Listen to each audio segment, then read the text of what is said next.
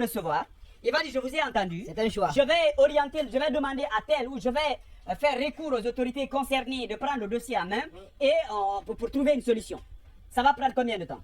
À quel moment il va le faire? Rapidement. Et pendant ce temps-là, et pendant cette grande diligence. oui, c'est le souhait. Mais si c'est l'inverse, vous ne pouvez pas entamer d'autres démarches parce qu'on vous dira, vous avez rencontré la haute autorité, il vous a dit, il va régler le problème, pourquoi vous n'entendez pas? C'est ça le problème. Quand le dossier aussi est à la Cour suprême, même si ça fait 10 ans, on vous dit non, on est à la Cour suprême, personne ne doit poser une autre action. Pour moi, c'est compliqué. J'ai échangé avec un ancien ministre hier, un pertinent ministre d'ailleurs, il me dit, mais il faut que vous acceptiez de ne plus pleurnicher et d'accepter votre sort. Parce que c'est deux choses l'une. Soit vous acceptez de vous battre, pour comprendre que cette liberté de la presse, ce n'est pas un cadeau. On ne demande pas, on n'est pas en train de demander une subvention. Justement. Vous vérifiez, c'est quelqu'un qui était dans la dynamique de musulman de la presse. Pas du tout. Il était aux non, lui, pas du tout. Hein. Ça, c'est vraiment un ministre. Oui, on termine avec vous. Avec un ministre exemplaire. Alors, ce que je suis en train de dire, aujourd'hui, il faut que nous soyons sûrs d'une seule chose. Laquelle? Cette liberté, je parie que si, pendant la transition, avec tout le chemin qu'on est en train de vivre en ce moment, si on doit s'attendre à ce que nous soyons dorlotés, cachetés, c'est quoi le terme d'ailleurs, qu'ajouté par la jeune, ça va être très compliqué. Ce respect-là, on doit l'arracher. Il faudrait qu'on soit unis et que l'on accepte de se battre. Je pense que si on est unis, avec une unité d'action, je ne suis pas sûr que l'exécutif soit capable de nous bloquer le passage. Sinon, aujourd'hui, on aurait fermé les radios et les télévisions au Mali. Mais on ne peut pas. L'exemple du Sénégal, ça n'a pas fait plus de 72 heures. Je pense qu'il faut que nous-mêmes on comprenne que nous avons une arme qui fait de nous le quatrième pouvoir. Et que l'arme là, si on veut réussir ce combat, il faut qu'on aille en unité d'action.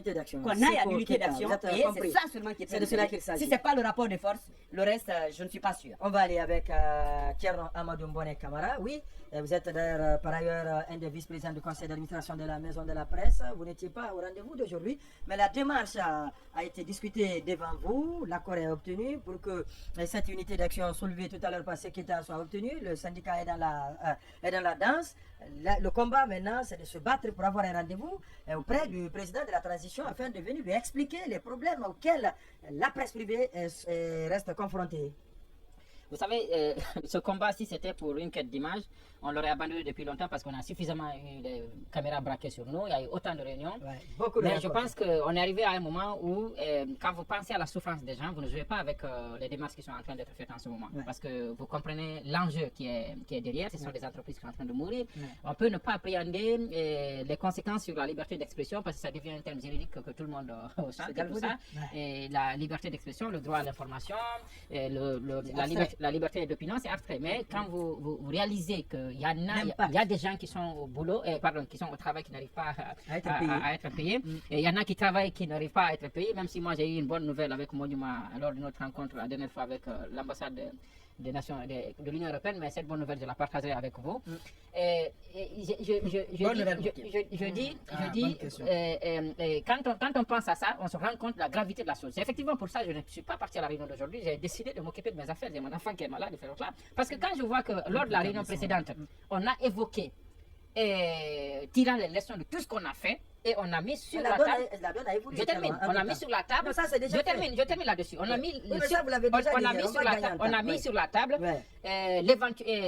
la proposition d'aller voir le chef de l'État. Quand j'ai senti qu'autour de ça, on peut trouver autre chose à dire, j'ai pensé qu'on est arrivé à un moment. Je termine. Je suis le modérateur.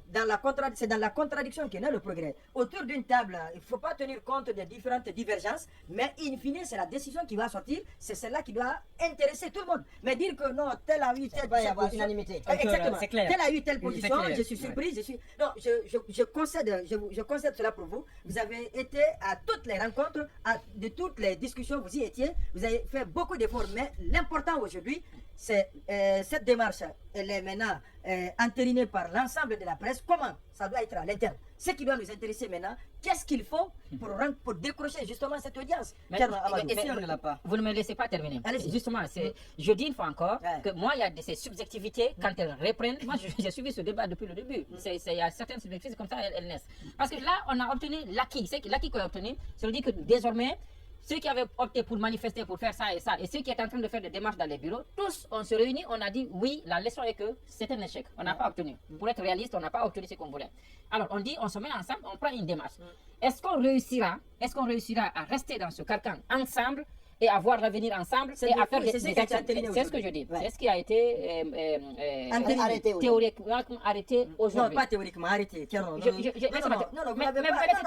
ne pouvez pas dire quelque chose alors que vous n'étiez pas en réunion. Ce qui n'a pas été dit, vous ne pouvez pas dire théoriquement alors que vous n'étiez pas là. Non, ça... Permettez, allez-y. Non, ils ont commenté, ils n'étaient pas là-bas aussi. Non, mais vous voulez dire ce qui n'a pas été dit. Non, je n'ai pas dit. Je dis... Non, acceptez, je dis... Ce sont des projections. On dit, on va envoyer une lettre. On va chercher à être reçu. On va rencontrer le président. C'est ça le matériel. Quand on va rencontrer le président, matériellement, c'est fait. Pour le moment, théoriquement, nous envisageons de rencontrer le président. Je suis d'accord. Jusqu'à ce que la lettre soit écrite et qu'elle soit signée et qu'elle soit envoyée, c'est pour le moment théorique. C'est ce que je dis c'est théorique. Maintenant, pour que tout ce processus arrive, il faudrait qu'on s'accorde là-dessus. Parce qu'il ne faudrait pas que ça continue. Non, on s'est déjà accordé.